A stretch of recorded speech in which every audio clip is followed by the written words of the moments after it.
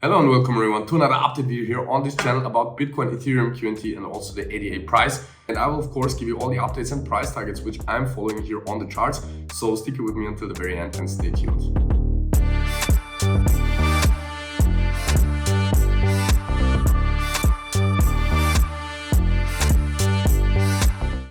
And we're starting here today's trade on the ADA 1 hour time frame. And yeah, I've been tracking here exactly this scenario since weeks already here for you on this channel. So yeah, if you have been following this channel, you already know that I am actually considering this as an ABC structure, which is perfectly in my target area.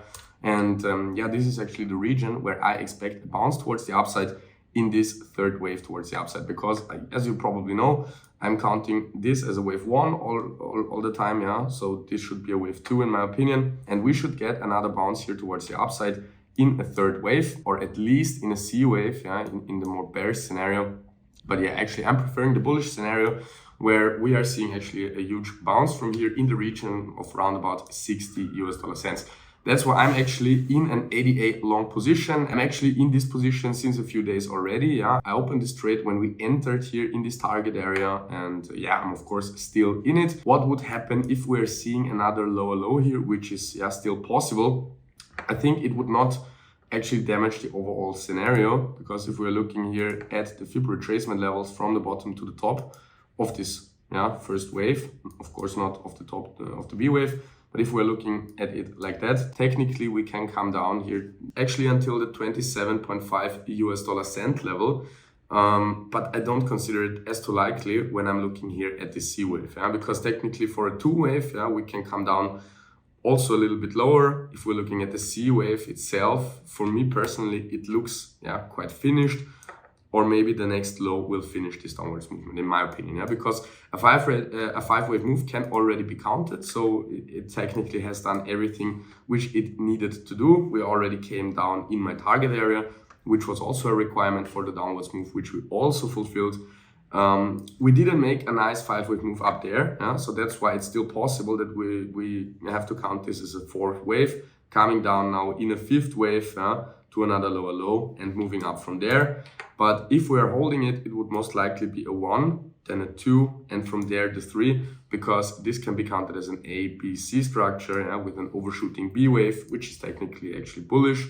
So yeah, this would be this bullish bounce from here. And if we're seeing a 5 wave move, then this is actually the point where a bottom can be some kind of confirmed, or technically that's the first good sign per Elliott wave analysis that a bottom is in. A first indication for a breakout would be a clear break above this downward sloping resistance line. As you can see here, we came above for a short time, but we were not able to actually confirm it as support.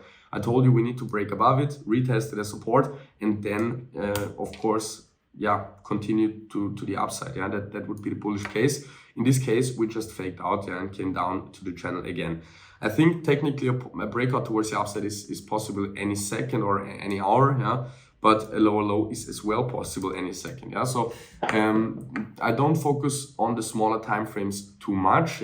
Actually, I lowered my liquidation price when we came here in this region quite below 29 US cents. If we're seeing a lower low, maybe I will reduce the position size to make sure that I, of course, will not get stopped out at this last low. Because even if we're making one lower low, I will definitely not flip bearish for ADA, because I've been following here this structure since a long time, and this for me personally looks quite finished. It's just my personal opinion. It's no financial advice. However, make your own research. Use this as an additional inspiration for your own analysis. And if it's useful for you to watch these videos, leave your thumbs up down below, subscribe to this channel and activate the small little bell so you will never miss out these updates again. Let's now have a look at the Ethereum chart, and there you can see that we are getting a bounce as well. But we didn't see a 5 wave structure yet. Just to make that clear.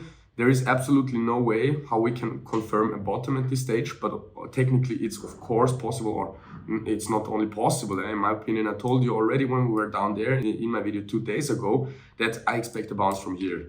Rather, it's already the bounce in the B wave, or it's a 4th wave, and we are seeing 1/5 wave and then up, and the B wave afterwards.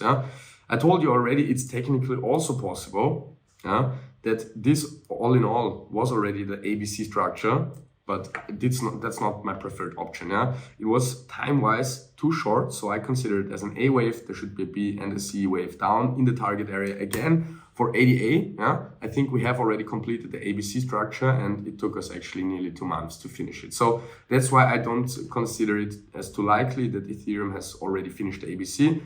ADA, in my opinion, did. Yeah, that's why I'm in my ADA long position. But for Ethereum, I'm also following that bounce here towards the upside. If we are not making it to perform a 5-wave impulse structure from here, I expect a 5-wave impulse structure from the next low, which could then be an A wave of the B wave. There should be a B of B and a C of B, which then finishes here this B wave, and we can get one last sell-off in the target. When we are having a look at the Bitcoin chart, my opinion is actually completely the same. You can see the bounce which we got there is not as strong as for Ethereum, but actually the circumstances are quite the same. We saw a 5-wave impulse up here. We reached several different targets, which I gave you here in this time. And yeah, I still consider this as an A wave because it was time-wise too short to be an ABC. And yeah, I've been following this 5th wave move perfectly and told you up there, it's most likely now the time for an A wave correction. What I originally anticipated was that the A wave is ending somewhere here, then the B wave starts here, and the C wave brings us down in target. Now, since we got the strong A wave, we have to consider the opportunity that this has already been it because we reached target. We just reached target, so that's why we need to at least take it into consideration. But my preferred option is still that this is just now a B wave, which comes here to the upside. We can still reach, let's say approximately $24,000 with this B wave. But I won't trade it because B wave can be very choppy. We can see, for example, an A wave up, an undershooting B, and a C wave up.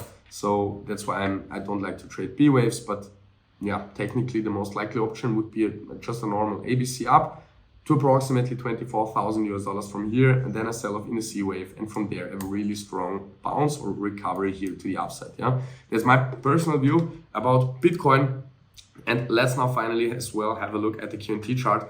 And there you can see I'm still actually following my scenario, which I provided you here since my first analysis. It was approximately down there. I set 2 target areas for you. The first was up here. We reached it perfectly, got rejected. We are now on the way towards the downside here. And I expect us to reach as well the target area for the C wave, which sits between 80 and 95 US dollars. There is only one thing which I can tell you, which is new, which I didn't consider as too likely a few days ago. Now I think the wave 3 bottom can be in. We are now in this 4th wave already, which has the potential to even make an overlap with the first wave, but I don't really think that's what's happening.